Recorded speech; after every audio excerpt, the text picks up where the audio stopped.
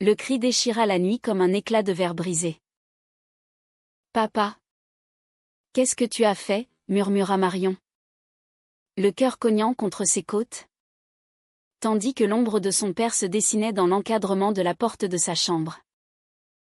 Julie, endormie à ses côtés, remua légèrement sous les draps de lin, ignorant encore le poison qui venait d'être versé dans leur havre de paix. Dans l'air lourd de l'appartement barcelonais, imprégné d'odeurs de jasmin et de mer salée, Marion sentit le monde basculer. Un abîme s'ouvrant sous ses pieds nus sur le parquet craquant. C'était une de ces nuits d'été en Catalogne où l'air semble conspirer avec les étoiles pour tisser des rêves trop fragiles. Marion avait 28 ans. Une silhouette élancée forgée par des années de danse contemporaine dans les studios enfumés du quartier de Gracia. Et un cœur qui battait au rythme des vagues de la Méditerranée. Elle vivait là. Dans cet appartement aux murs ocre lézardés. Avec Julie. Sa compagne depuis 3 ans de rire volés dans les ruelles pavées. De baisers sous les platanes du parc de la Ciutadella.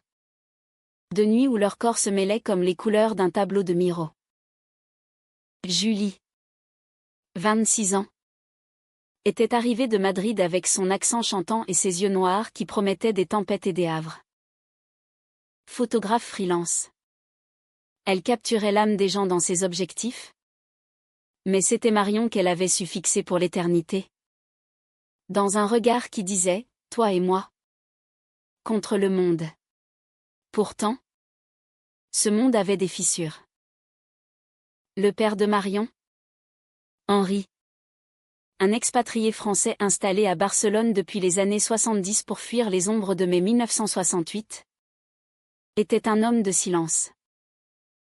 À 55 ans, il dirigeait une petite galerie d'art dans le Born, vendant des toiles abstraites qui masquaient ses propres tourments. Veuf depuis une décennie, il avait élevé Marion seul, avec une tendresse bourrue, des dîners de paella arrosés de vin rouge, et des leçons de vie murmurées comme des secrets. L'amour, ma fille, c'est une toile vierge. Mais attention aux coups de pinceau trop vifs. Il avait accepté Julie. Du moins en surface des sourires polis lors des repas familiaux. Des compliments sur ses photos exposées dans la galerie. Mais Marion sentait parfois un froid dans ses yeux. Un jugement voilé. Comme si l'amour entre deux femmes était une œuvre inachevée. Un croquis trop audacieux pour ses murs conservateurs. Cette nuit-là, Marion s'était assoupie tard, épuisée par une répétition de spectacles au titre liure. Julie, revenue d'un shooting au Sagrada Familia, s'était levée contre elle. Leur respiration se synchronisant en un duo paisible. Mais vers 2 heures du matin, un bruit infime, le grincement d'une porte, peut-être l'avait tirée du sommeil. Elle avait ouvert les yeux dans l'obscurité, la lune filtrant à travers les volets en bois. Et là, dans le couloir adjacent à la chambre, elle l'avait vu, son père, penché sur la table de la cuisine, une lettre à la main. Non. Pas une lettre, l'album photo de Julie. Celui qu'elle chérissait. Rempli de clichés intimes, des portraits d'elles deux enlacées sur la plage de Barceloneta. Des selfies volés dans les cafés de la Rambla. Des moments où leurs lèvres se frôlaient sous la pluie d'automne.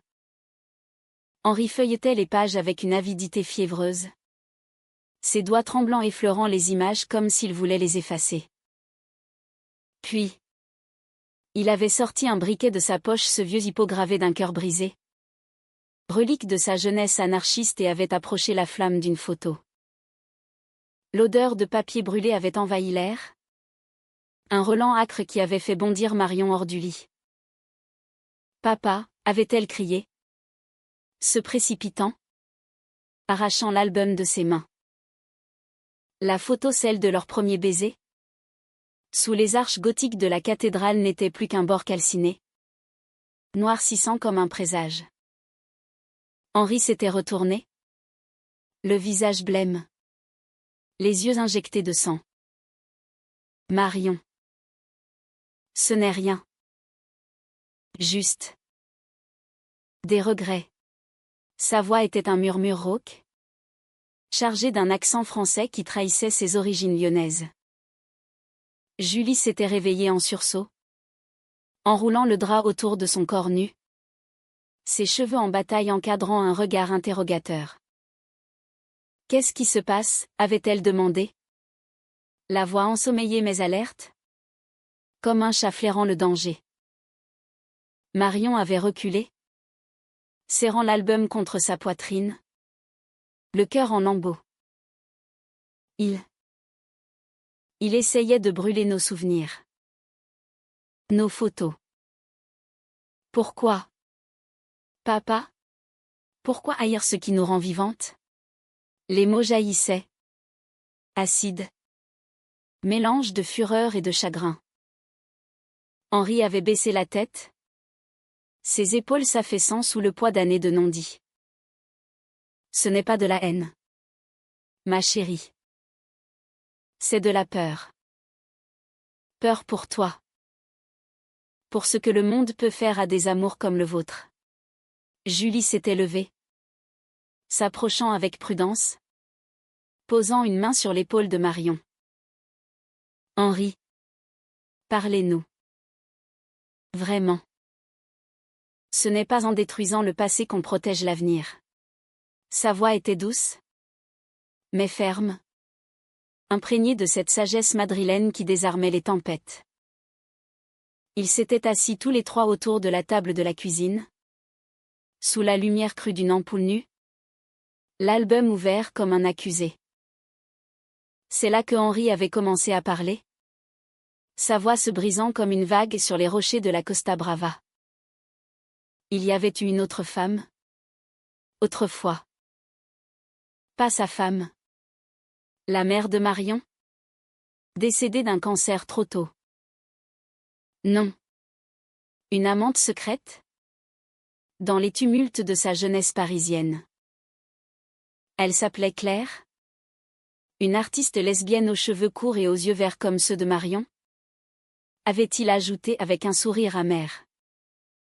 Claire avait été son initiation à l'amour interdit. Un triangle amoureux où il avait été le troisième. L'intrus bienveillant. Mais la société des années 60 avait broyé Claire, rejets familiaux. Un internement forcé dans une clinique pour correction.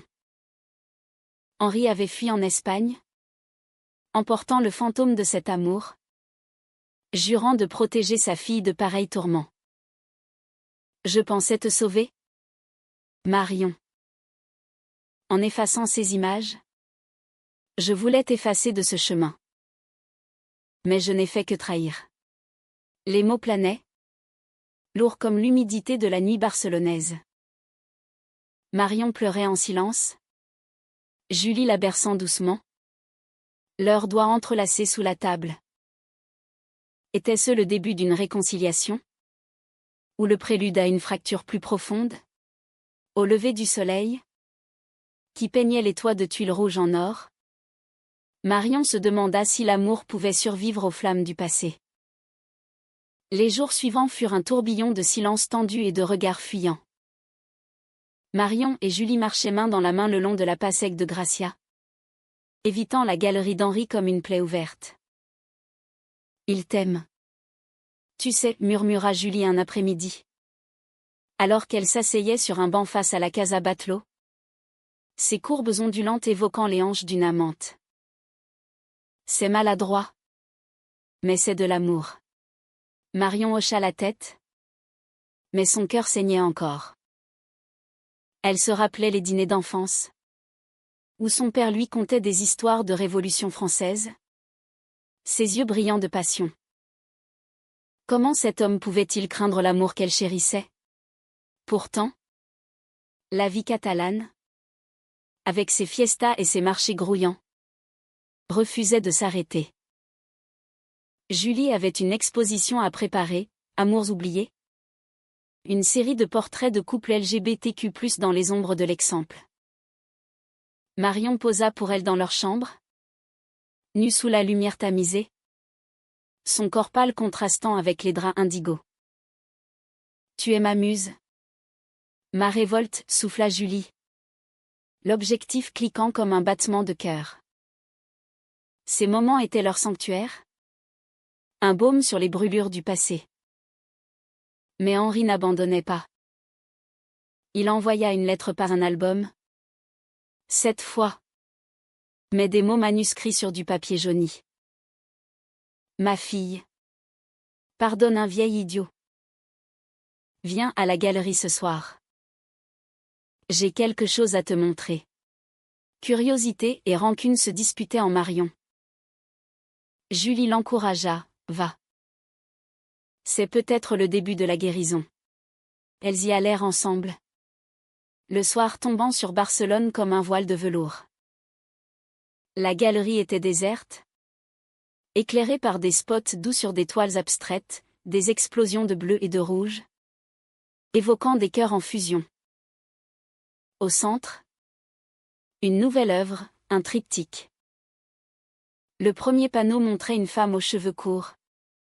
Riant sous la pluie parisienne claire. Présumée. Le second.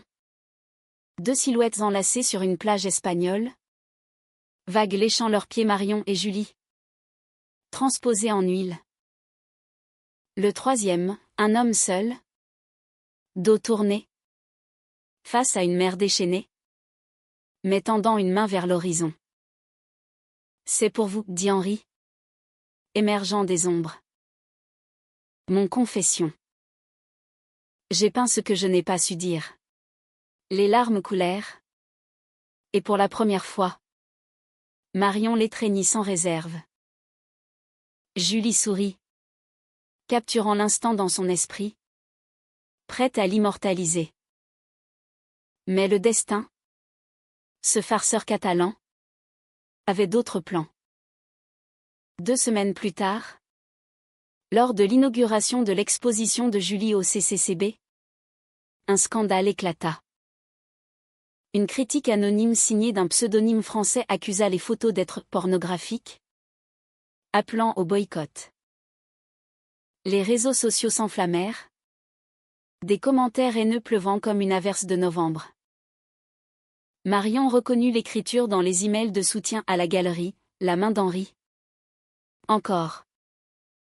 Avait-il feint la rédemption? La trahison la frappa comme un coup de couteau. Plus vif que les flammes de l'album. La pluie martelait les vitres du Centre de Cultura Contemporánea de Barcelona, transformant la nuit en un concert liquide qui noyait les murmures de la foule. Marion se tenait au bord de la salle d'exposition, les bras croisés sur sa robe noire ajustée, observant les invités qui déambulaient entre les agrandissements de Julie. Chaque photo était un fragment de leur intimité, un baiser volé dans le métro L1. Les courbes de leur corps entrelacés sous un olivier du Montjuic. Un regard complice lors d'une manifestation pour les droits LGBTQ+ place Saint-Jaume. Amours oubliés, le titre ironisait maintenant sur la réalité. Car rien n'était oublié. Tout était exposé. Vulnérable. Julie. Rayonnante dans une jupe crayon rouge sang et un haut en soie crème. Circulait avec grâce. Serrant des mains. Expliquant son processus artistique d'une voix chaude comme le cava. À 26 ans. Elle incarnait la vitalité madrilène, peau hâlée par des étés castillans. Tatouage discret d'une rose épineuse sur l'épaule. Et cette assurance qui faisait plier les sceptiques. Mais ce soir, ses yeux sombres trahissaient l'anxiété, elle jetait des regards à Marion, cherchant ancrage dans la tempête naissante. Le scandale avait commencé par un tweet, cette exposition n'est qu'une provocation indécente. Boycott amour oublié. Suivi d'une rafale de retweets, d'articles dans l'Avant-Gardia, de pétitions en ligne. L'auteur anonyme, @sombre parisienne, avait disséqué les images avec une précision chirurgicale, qualifiant leur tendresse de dépravation calculée. Marion avait passé la nuit à scroller. Le ventre noué. Jusqu'à ce qu'un détail la frappe, le vocabulaire empoulé. Les références à Baudelaire et à l'Académie française. C'était lui. Son père. Cette plume qu'elle reconnaissait des lettres d'amour qu'il lisait à voix haute lors de ses anniversaires. Ces mots ciselés comme des sculptures. Je ne peux pas y croire, avait-elle sangloté à Julie ce matin-là. Dans leur lit défait. Les draps encore imprégnés de leur étreinte matinale. Julie l'avait serré fort. Ses lèvres effleurant son front. On affronte ça ensemble. Comme toujours. Mais au fond. Marion doutait. Était-ce une rechute? Ou pire? Une manipulation? Henri avait-il feint la réconciliation pour mieux les saboter? Protégeant son honneur bourgeois au prix de leur joie? L'inauguration battait son plein quand la porte s'ouvrit en grand, laissant entrer un courant d'air froid. Henri apparut, trempé, son manteau gris collant à son corps frêle. Il traversa la salle d'un pas hésitant, ignorant les regards curieux, et s'arrêta devant Marion. « Fille. Je dois te parler. » Seule. Sa voix était un filet, brisé par la pluie ou par la honte. Julie, sentant la tension, posa une main sur le bras de Marion. « Je suis là si tu as besoin. » Un hochement de tête. Et Marion suivit son père dans une salle adjacente. Un bureau exigu aux murs tapissés de livres d'art. « C'était toi. N'est-ce pas ?» explosa-t-elle dès la porte fermée. Les poings serrés. Les tweets. Les articles. Tu nous détestes tant que ça? Henri s'effondra sur une chaise. Le visage dans les mains. Non. Marion. C'était pour vous protéger. Encore. Il releva la tête. Les yeux rougis. J'ai vu les menaces en ligne. Des extrémistes. Des groupes religieux. Ils préparent une manif demain. J'ai voulu détourner l'attention. Faire passer ça pour un scandale mineur. Pour que ça s'essouffle vite. Mais j'ai merdé. Comme toujours. Marion rit. Un rire amer qui résonna comme un éclat de porcelaine. Protégé? En nous exposant à la haine? Tu as ravivé les fantômes de Claire? Papa. Tu as brûlé nos photos. Et maintenant tu nous crucifies en public. Elle se rapprocha.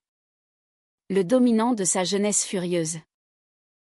Henri murmura, Claire. Elle m'a appris l'amour. Mais aussi la destruction qui l'attire. Quand elle a été internée, j'ai juré de ne plus laisser l'amour me consumer. Et toi? Ma fille. Tu es son écho. Ton regard. Ta passion. Je ne supporte pas l'idée que le monde te brise comme il l'a brisé elle. Les mots planèrent. Un pont fragile entre générations. Marion s'assit en face de lui. La colère se muant en une tristesse infinie. Et si tu nous faisais confiance? Julie et moi. On est plus forte que tes peurs. On vit. Papa. On aime. Dehors. La pluie redoubla. Mais dans ce bureau, un silence complice s'installa. Henri sortit une enveloppe de sa poche des lettres jaunies. Écrites de la main de Claire. Lis-les. Pour comprendre. Julie les rejoignit peu après. Sentant l'apaisement. Ensemble. Ils lurent des mots d'amour fou. De révolte contre les chaînes sociales. De promesses d'un futur libre. C'était nous. Avant l'heure, dit Julie. Émue. Ses doigts traçant les lignes fanées. La nuit se poursuivit. La foule se dispersant sans incident majeur. Mais les graines du doute étaient semées. Le lendemain, la manifestation eut lieu, une poignée de radicaux protestants devant le CCCB. Pancarte brandie sous la bruine. Marion et Julie les affrontèrent non par confrontation, mais par présence, main dans la main, flanquant Henri qui s'était joint à elle. Un panneau « Amour libre » à la main. Les flashs crépitèrent. Julie immortalisant la scène. Mais au milieu de la foule, une silhouette attira l'attention de Marion, une femme d'une quarantaine d'années, aux cheveux courts poivre et sel, yeux verts perçants. Elle fixait Henri avec une intensité qui glaça le sang. Claire, balbutia Marion plus tard, quand la femme s'approcha après la dispersion. Non. Pas Claire sa sœur. Élise. Venue de France sur un coup de tête? Alertée par les réseaux. J'ai vu les articles. Et l'étoile de mon beau-frère. Élise raconta, Claire était morte? Oui. Mais pas de l'internement seul, d'un suicide. Des années après? Hantée par les rejets. Henri m'a écrit. Il y a des mois. Il voulait se racheter. Mais il porte encore la culpabilité comme une croix.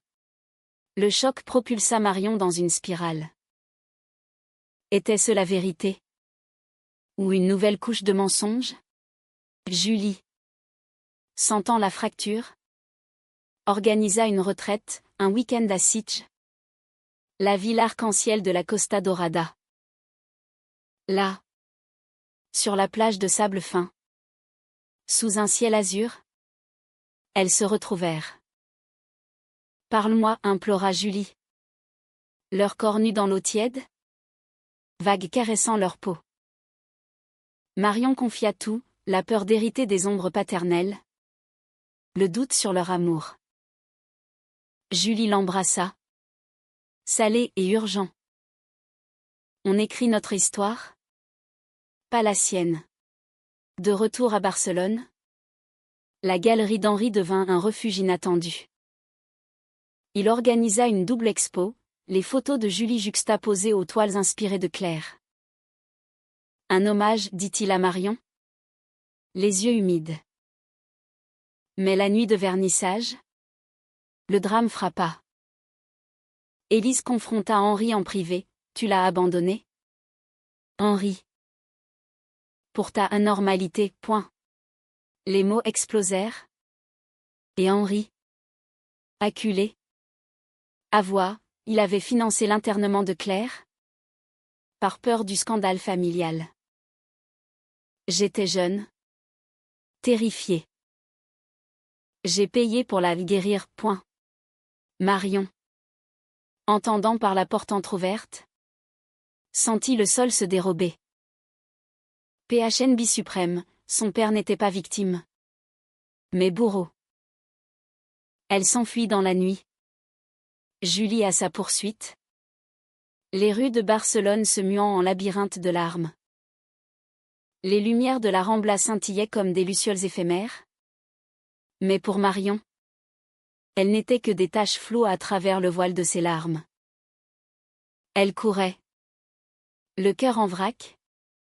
Ses escarpins claquant sur les pavés irréguliers. Évitant les touristes attardés et les vendeurs de castagnada. Julie criait son nom derrière elle, Marion. Attends.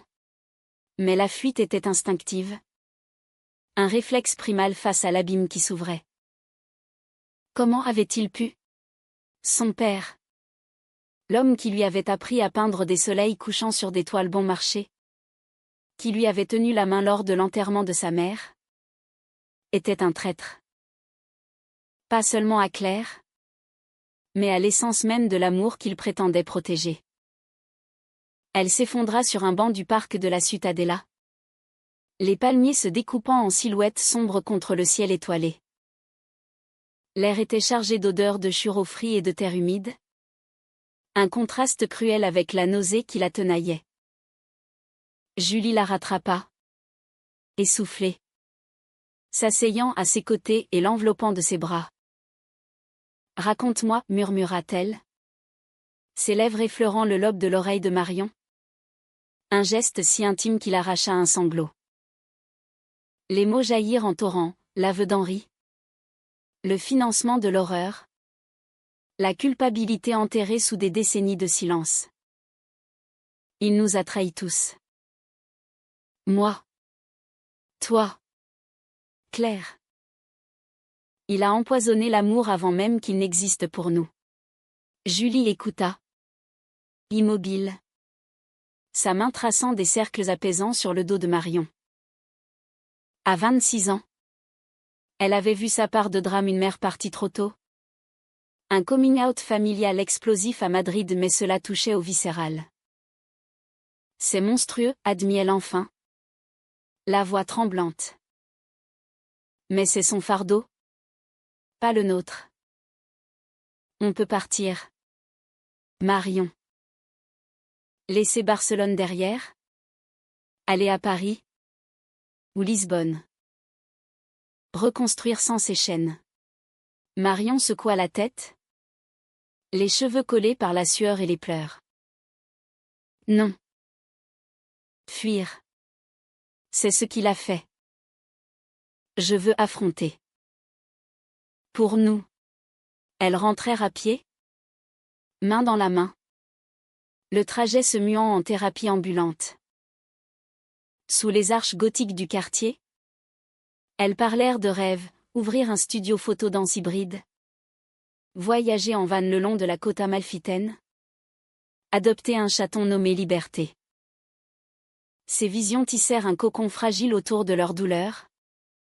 Rappelant que l'amour, même blessé, pouvait guérir. À l'aube, lovés dans leur lit, Julie fit l'amour à Marion avec une tendresse féroce. Leur corps se racontant ce que les mots ne pouvaient, je suis là. Toujours. Henri les attendait chez lui. Dans la galerie fermée pour la nuit. Assis parmi les toiles inachevées. Son visage était un masque de cendre. Ridé par l'insomnie. Je ne mérite pas ton pardon, dit-il dès qu'elles entrèrent. Sans préambule. Élise était là aussi. Adossée à un mur. Bras croisés. Son regard vers ce verre familial. Maudit scrutant son ex-beau-frère. Marion s'avança. La voix d'acier malgré le tremblement, explique. Tout. Sans mensonge. Henri obéit. Sa confession se déroulant comme un film en noir et blanc. C'était 1967. Paris en effervescence. Henri. 25 ans. Étudiant en beaux-arts. Avait rencontré Claire dans un cabaret lesbien du Marais. Elle. 22 ans. Sculptrice rebelle. L'avait initiée à un monde d'amour fluide. Où les genres se dissolvaient comme de la cire fondue. Leur trio Henri. Claire. Et sa compagne du moment. Une poétesse nommée Léa était un feu d'artifice, nuit blanche dans des ateliers crasseux. Manifestation contre la guerre du Vietnam. Baisers partagés sous les ponts de la Seine. Mais la famille de Claire, bourgeoise et catholique, découvrit tout. L'ultimatum, guérilla. Où on la renie. Henri. Terrifié par l'exil social. Céda. Il paya un médecin complice. Arrangea l'internement volontaire. Claire fut emmenée. Hurlant des malédictions qui hantaient encore ses nuits. Je l'ai visité une fois, avoua-t-il. La voix brisée. Elle m'a craché au visage. Tu as tué mon âme. Henri. J'ai fui en Espagne. Épousé ta mère pour me racheter. Mais le poison était en moi. Élise intervint. Amère, et quand Claire s'est pendue? 10 ans plus tard. Tu n'as même pas assisté aux funérailles. Tu as envoyé des fleurs. Des fleurs? Henri. Le silence qui suivit fut un tombeau.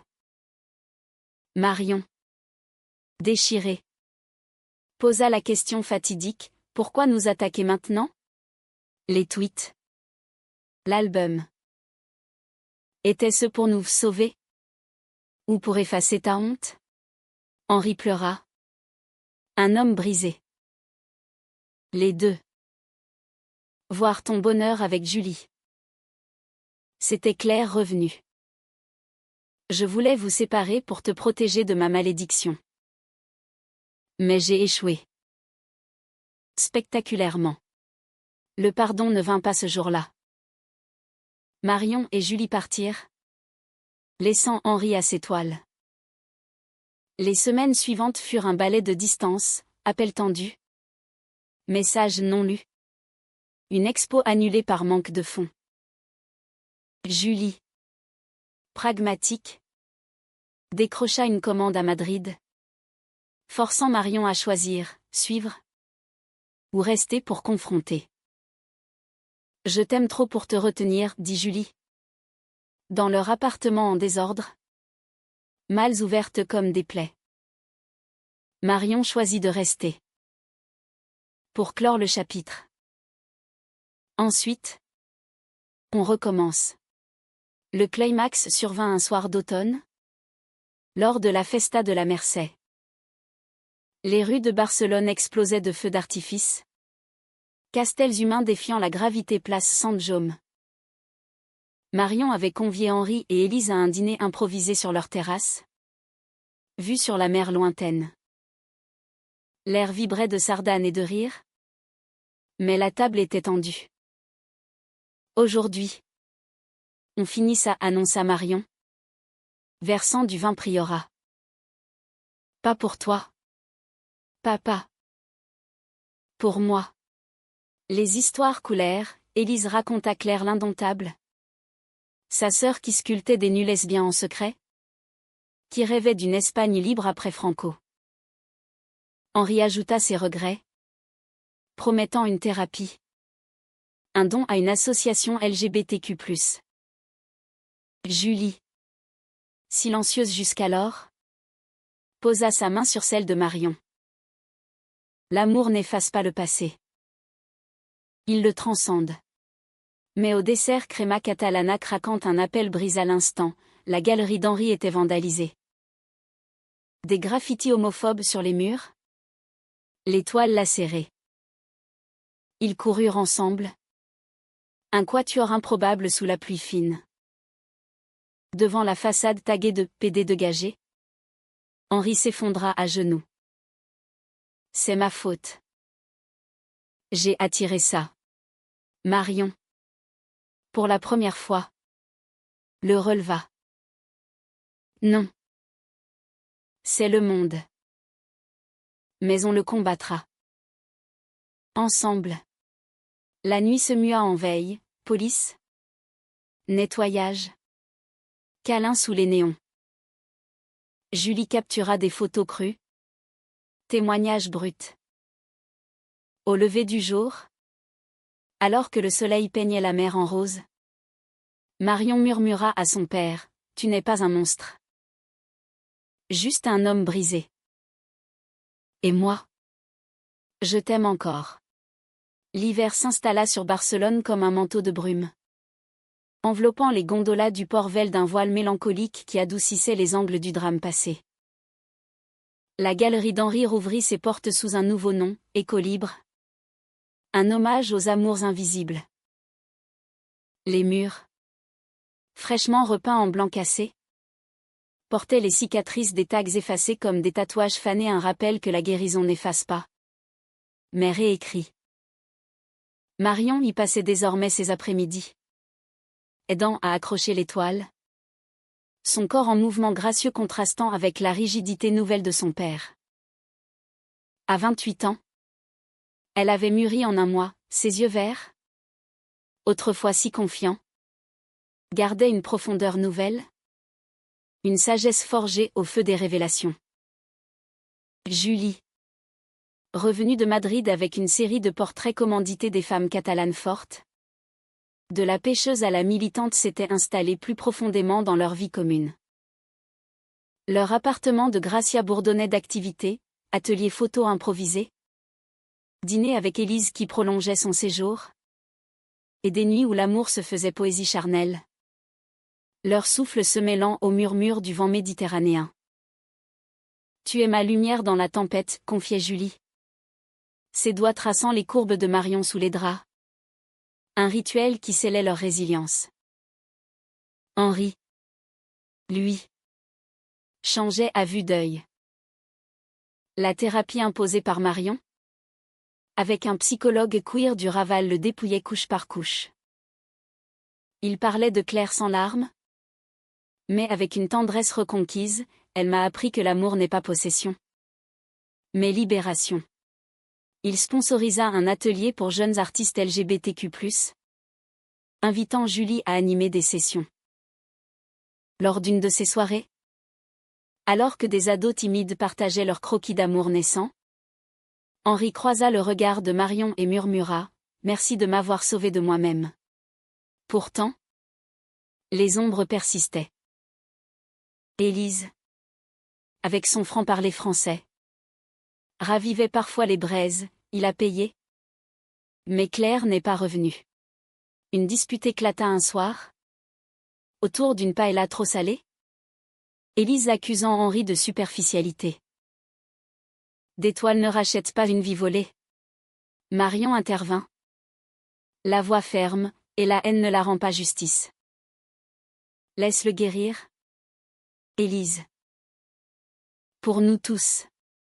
La sœur de Claire partit pour Paris le lendemain, laissant une sculpture miniature de femmes enlacées, en bronze patiné sur le manteau de la cheminée. Pour que vous n'oubliez pas, nota-t-elle.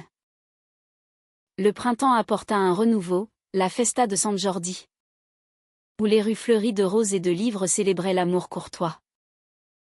Marion et Julie déambulèrent au marché de San Josep, achetant des éditions reliées de George Sand et des bouquets écarlates. Henri les rejoignit. Un livre à la main, Le deuxième sexe de Beauvoir, qu'il offrit à Marion. Lis. Pour que ton amour soit inaltérable. Ce geste simple, c'est là une trêve, un pique-nique au parc Güell, sous les mosaïques ondulantes de Gaudí, où ils rirent pour la première fois de souvenirs partagés, les escapades de Marion enfant sur la plage, les anecdotes de Julie sur ses premiers amours madrilènes. Mais le vrai test vint avec le voyage. Julie proposa un pèlerinage, suivre les pas de Claire à Paris, puis descendre vers l'Espagne. Henri hésita. Mais Marion insista, c'est le chemin de la rédemption. Ils partirent à 4, Élise jointe par appel, promettant de les attendre. Le TGV filait à travers les paysages changeants, du Pyrène méditerranéen aux vignes languedociennes. À Paris, ils visitèrent l'atelier fantôme de Claire, un loft du 11e arrondissement converti en galerie. Là, une expo rétrospective, sculpture lesbienne, photos volées, une vie célébrée post-mortem. Devant une œuvre centrale, 2 amantes en marbre, lèvres scellées en un baiser éternel, Henri s'agenouilla. Pardonne-moi, Claire. J'ai été lâche. Marion posa une main sur son épaule, Julie capturant l'instant en silence. Élise, arrivée in extremis, les enveloppa tous. Elle t'aurait pardonné. L'amour fait ça. Le retour en Espagne fut cathartique, un détour par la Costa Brava, où ils campèrent sur une plage isolée. Feu de camp crépitant, vin de Banyuls, et confession finale. Henri avoua un dernier secret, il avait financé anonymement l'expo de Julie. Pour racheter ses tweets. Pas pour me laver, mais pour vous booster. Marion rit. Un rire libérateur. Idiot. Mais merci. De retour à Barcelone, l'été s'annonçait clément. Marion monta un spectacle de danse, Flammes oubliées, chorégraphié autour des thèmes de trahison et de renaissance, avec Julie à la projection vidéo. La première au titre Liure fut un triomphe, salle comble. Applaudissements qui duraient. Henri en première rangée. Larmes aux yeux. Après. Sur la terrasse. Sous un ciel étoilé. Marion embrassa Julie. Un baiser profond. Chargé de promesses. On a gagné, murmura-t-elle. Henri les observa. Un sourire paisible aux lèvres. Vous êtes mon chef-d'œuvre. Pas de happy end hollywoodien, les cicatrices restaient. Élise rentra en France avec une amitié naissante pour Henri. Les manifestations sporadiques rappelaient les combats persistants. Mais dans cet équilibre précaire, l'amour triomphait, humain. Imparfait. Profondément romantique. Marion s'endormit ce soir-là. Julie contre elle. Sans peur des ombres. Le monde, avec ses trahisons et ses flammes, n'avait plus de prise. Seulement la lumière d'un avenir tissé à quatre mains. Et dans le silence de la nuit catalane, un nouveau chapitre s'ouvrait, non plus de choc, mais de sérénité conquise.